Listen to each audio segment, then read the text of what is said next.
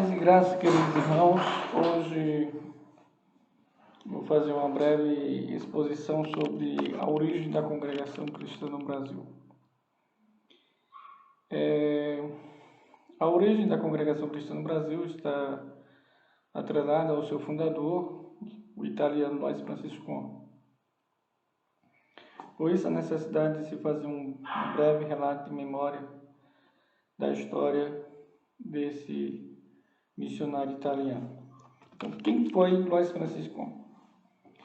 Luiz Francisco nasceu na Itália e na juventude foi para os Estados Unidos, onde conheceu o Evangelho, e ele chegou a fazer parte da igreja presbiteriana de Chicago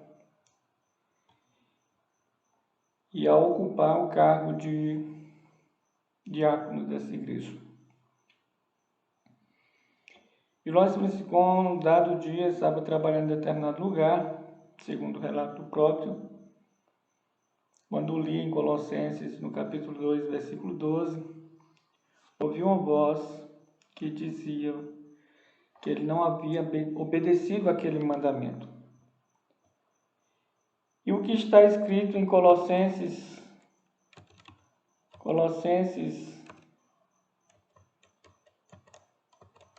2:12. Vamos ver o que é que está escrito em Colossenses 2:12.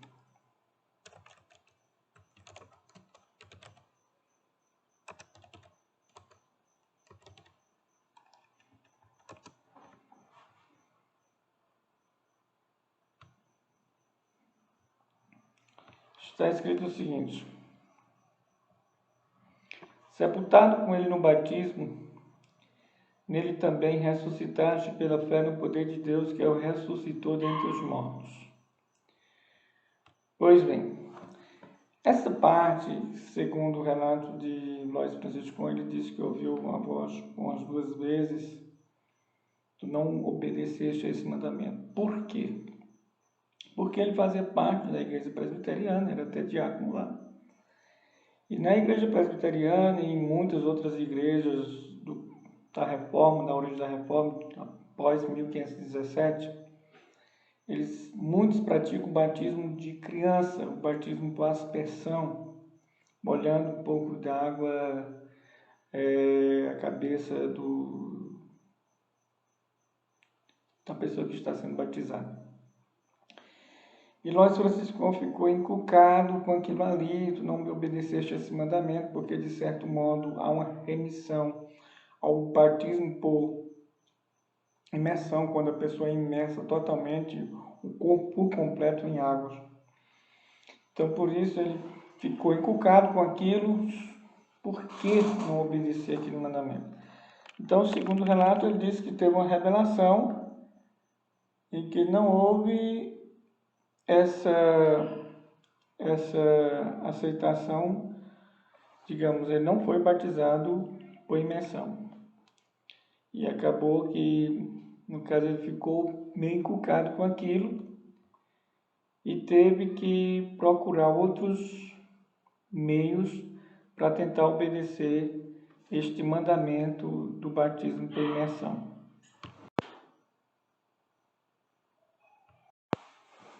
Bem, então, como ele não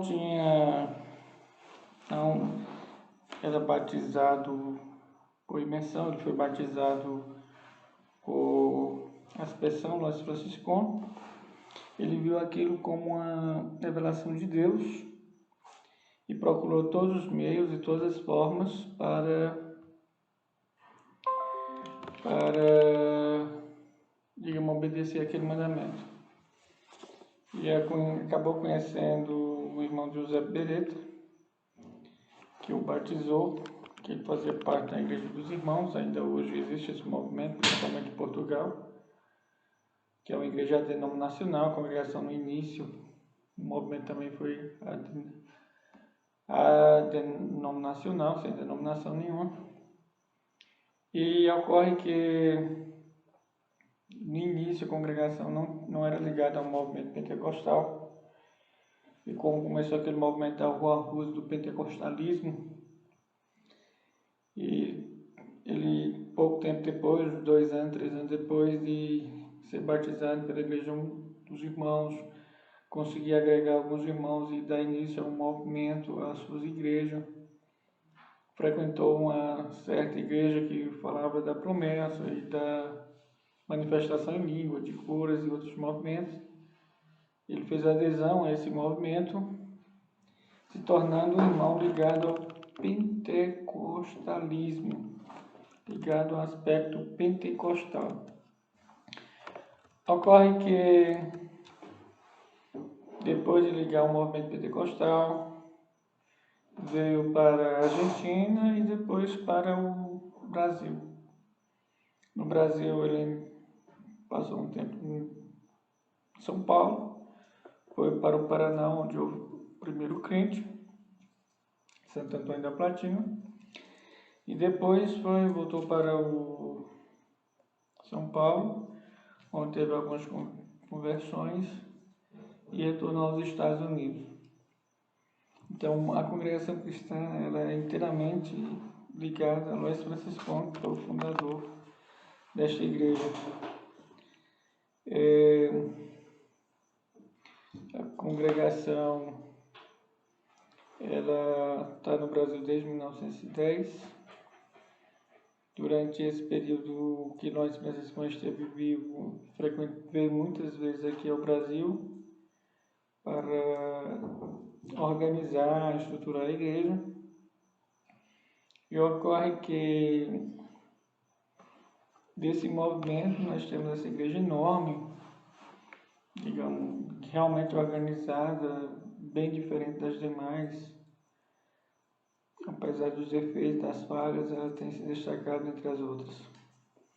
Uma das principais características da congregação é a utilização do véu, de não se ligar, de ter muita associação com as demais igrejas, de não haver um estudo bíblico sistemático, que é uma falha em qualquer igreja hoje, de haver uma predominância da revelação e do eu sinto fazer isso, fazer aquilo.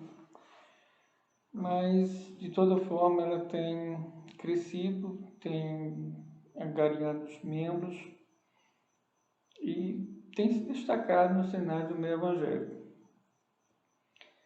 Então, muitos irmãos da congregação pensam que a igreja, a salvação está somente lá, mas isso é um absurdo pensar, até ilógico, porque se fôssemos pensar assim, a salvação estaria só a partir de 1910 e com o Luiz Franciscon? De forma nenhuma. A salvação está em Cristo, há um só mediador entre Deus e os homens, Jesus Cristo, o homem. A única pessoa que pode nos ligar a Deus é Jesus Cristo. Está escrito que quem crê em Jesus Cristo será salvo. Então a salvação está em crer em Jesus Cristo, não está em igreja A, B ou C. Mas o que ocorre é que muitos têm uma visão muito arcaica, muito voltada para a tradição oral e acaba não tendo uma compreensão correta da Bíblia. Então a congregação hoje tem um site, devido a essa pandemia acabou fazendo cultos online e as pessoas estão assistindo o culto ainda até a presente data, 13 de setembro de 2020. Não, as igrejas não estão liberadas para a realização de culto. Todos os movimentos e cultos são feitos de forma online. Mas é uma igreja que assim não paga dízimo, não tem dízimo, ela se sustenta por meio de ofertas e de coletas voluntárias, anônimas e secretas. Digamos, você dá voluntariamente, da quantia que quer, sem necessidade de se estipular valor. Então, o que chama a atenção, os seus membros não são assalariados, os membros que eu falo ao ministério, os anciãos, os diáconos, os cooperadores, não são assalariados. Quem dirige a congregação são os anciãos mais antigos. Sua sede centraliza-se no Brás, em São Paulo, capital. todas as direções no Brasil todo, os tópicos de ensinamento anualmente que são realizados próximo no final de março, começo de abril, são realizados em São Paulo para a discussão dos principais ensinamentos para serem difundidos tanto no Brasil como no mundo. Então a congregação ela tem se destacado nesse aspecto de ser uma organização legalmente bem estruturada, mas que deixa a desejar no aspecto do ensino bíblico de uma teologia sistemática mais organizada. Mas eu quero deixar aqui bem claro que nós, Francisco, fomos um dos instrumentos de Deus para a expansão do Evangelho. Nós, como cristãos, pertencentes à congregação, não devemos entender que a salvação é resultado da graça de Deus, por meio da fé, e não vem de obras, para que ninguém se glorie, como está escrito em Efésios 2:8. E a salvação vem por meio da graça, vem pela graça, por meio da fé, e isso não vem de vós, é dom de Deus. Não vem de obras para que ninguém se glorie.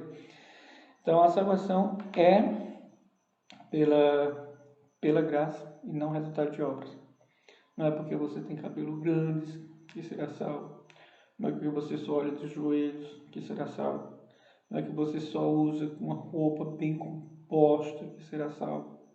Não é nada disso, não é resultado de obras nenhuma. É resultado da graça de Deus no homem. E você faz o certo pelo salvo que você é, pela ação de Deus que te regenerou e que te salvou. Então, é uma maravilha a graça que Deus teve para conosco e ter o privilégio de conhecer o Evangelho, conhecer a manifestação de Deus na nossa vida. E a congregação é uma extensão dessa graça que, infelizmente, para alguns acabam não sendo mal interpretados e para alguns líderes também acabam passando ensinamentos não da forma correta como deveria ser e acaba maculando a imagem da igreja, que no geral também acaba sendo afetado pela falta de instrução que há na igreja. E dos tópicos, um desses itens é a questão dessa salvação pelas obras, pela predominância do eu sinto, pela predominância da revelação e pela predominância, aliás, pela ausência de uma teologia sistemática, de uma pregação expositiva, que não há, infelizmente não há, e que muitos membros são desejosos para que isso acontecesse, não ocorre, porque acaba que a direção da igreja está nos anciãos mais velhos, são anciãos, não vão mudar essa mentalidade, não vão mudar da noite para o dia, isso tem perpassado décadas e décadas e não mudou e não vai ser da noite para o dia que isso vai acontecer, essas mudanças na estrutura da igreja. Então, é uma igreja maravilhosa, mas muito mais maravilhoso é Cristo na vida de cada um de nós. Precisamos deixar que Cristo reine em nós, que nós possamos deixar-nos guiar por sua vontade, compreendendo a sua palavra, orando, reconhecendo o seu beneplácito para conosco e orar para a igreja venha reconhecer a necessidade de um estudo sistemático para que nós possamos compreender o Evangelho a todos e possamos difundir mais e mais. Muitos têm uma visão muito errônea sobre a igreja, consideram como um movimento herético, porque alguns de seus membros e alguns de seus líderes acabam se comportando de forma incorreta, como tendo uma visão exclusivista, dizendo que a salvação está lá apenas na igreja, quando na verdade não há, está em qualquer igreja séria, seja batista, seja presbiteriana, seja metodista, seja qualquer outra, em que tenha como base a Bíblia como principal regra de fé e prática.